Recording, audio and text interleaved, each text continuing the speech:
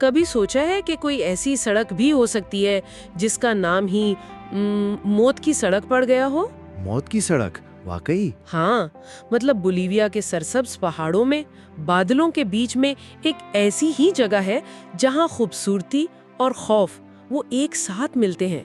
बिल्कुल। इसका सरकारी नाम तो युनगास रोड है, जो लापास शहर को युनगास के इलाके से जोड़ती है।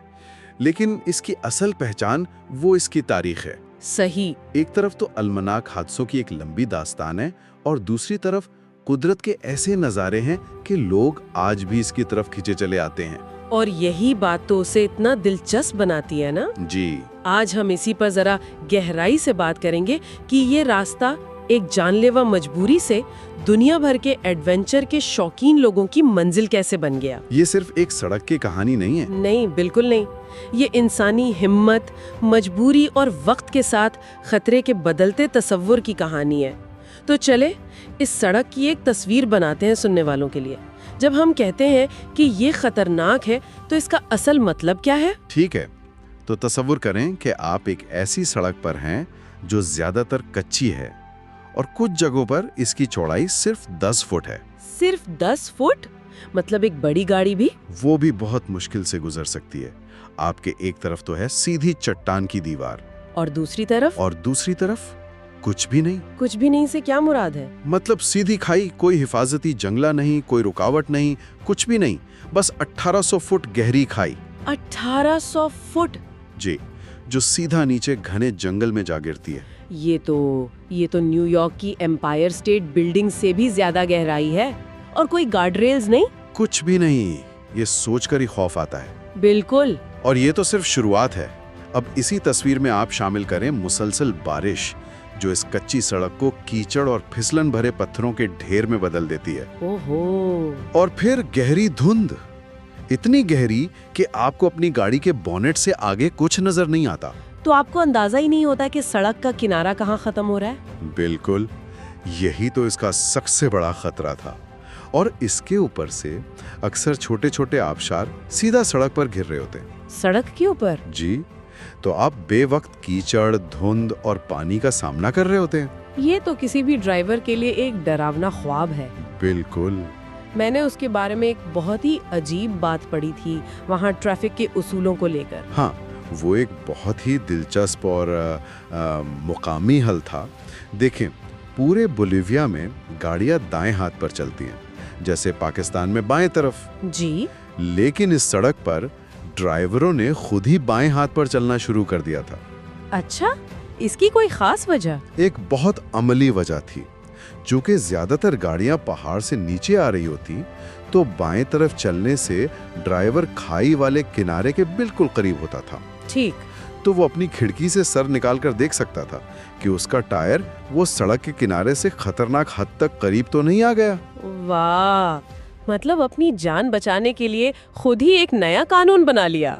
जी, एक छोटा सा उसूल जो जिंदगी और मौत का फर्क बन जाता था। तो ऐसी खतरनाक जगह पर सड़क बनाने का ख्याल आया किसको?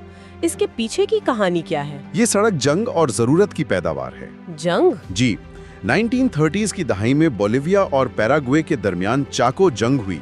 इस जंग के दौरान पकड़े गए पैराग्वे के जंगी कैदियों से जबरी मशक्कत करवाकर ये सड़क बनवाई गई। ओह, तो उसकी बुनियाद ही इंसानी अलमिया पर रखी गई है। बिल्कुल, ये इसकी तारीख का एक बहुत बहुत तारीख बाब है।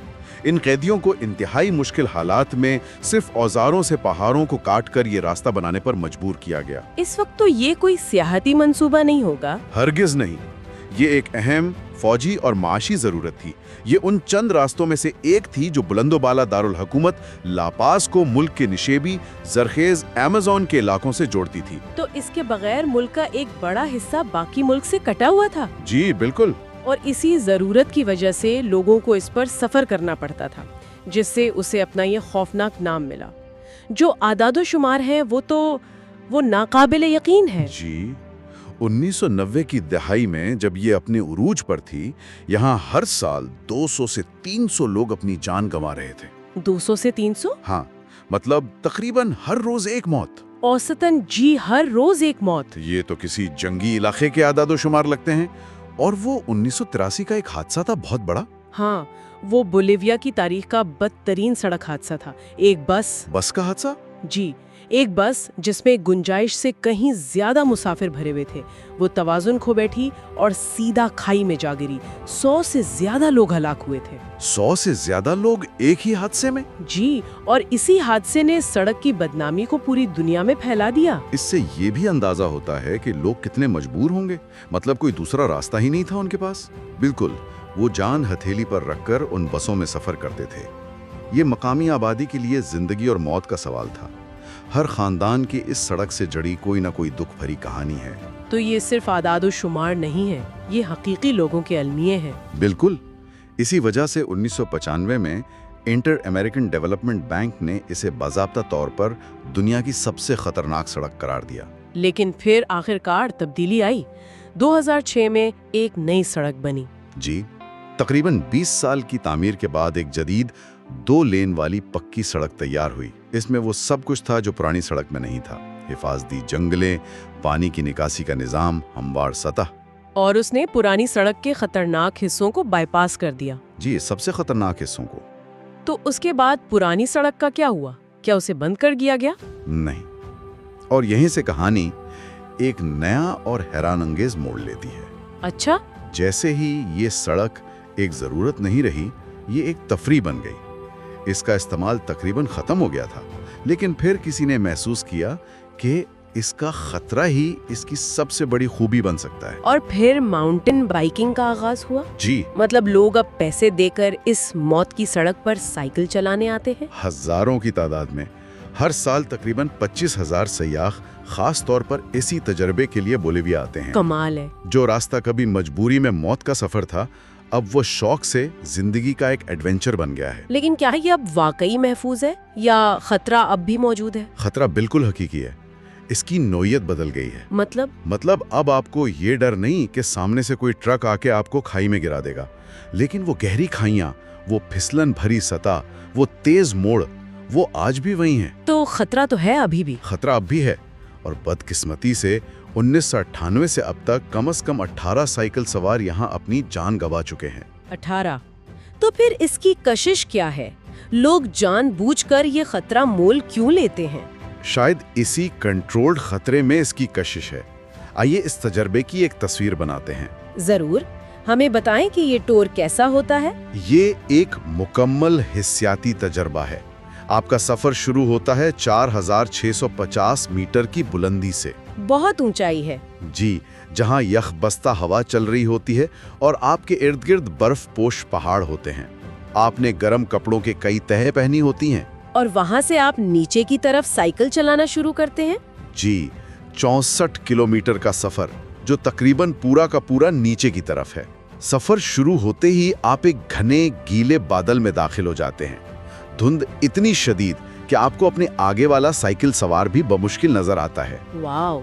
जैसे जैसे आप नीचे उतरते हैं, हवा गर्म और मरतूब होती जाती है। तो आप मौसम के लिहाज से एक दुनिया से दूसरी दुनिया में जा रहे होते हैं एक ही दिन में। बिल्कुल, आप एंडीज के ठंडे पहाड़ों से अमेज़न के गर्म और घने जंगलात में उतर रहे होते हैं।